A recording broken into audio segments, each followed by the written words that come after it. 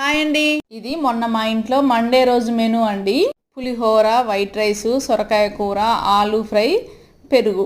ఇవన్నీ ఎందుకు చూపిస్తున్నానంటే మండే రోజు మేము మామూలుగా నాన్ వెజ్ తినము. అందుకోసమే 2 రకాల కూరలు, పులిహోర, పాపడ్స్ కూడా వేయించాను. ఆ క్లిప్పింగ్ మిస్ అయిపోయింది.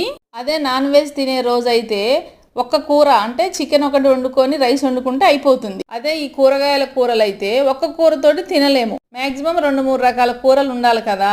ఇవన్నీ ఎందుకు చెప్తున్నానంటే మా పిల్లలు ఆ రోజు గంట సేపు వండామమ్మా వంట కిచెన్లో, అదే మాకు ఇష్టమైన చికెన్ అయితే ½ an hourలో వండేసేదానివి కదా అని కొద్దిసేపు ఆట పట్టించారు.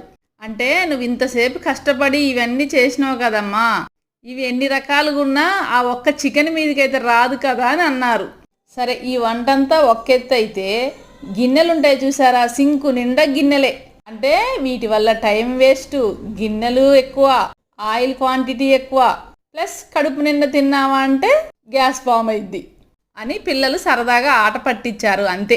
ఇప్పటి పిల్లలంతా ఇంతే. కానీ పిల్లలైతే చాలా ఇష్టంగా ఈరోజైతే మంచిగా తిన్నారు. ఏదో రకంగా వాళ్ళు కడుపు నిండా తినాలి, అంతే కదా. మీ ఇంట్లో పిల్లలు కూడా ఇలానే అంటారా? తప్పకుండా కామెంట్ చేయండి. వీడియో నచ్చితే లైక్ చేయండి. Thank you for watching. Bye అండి.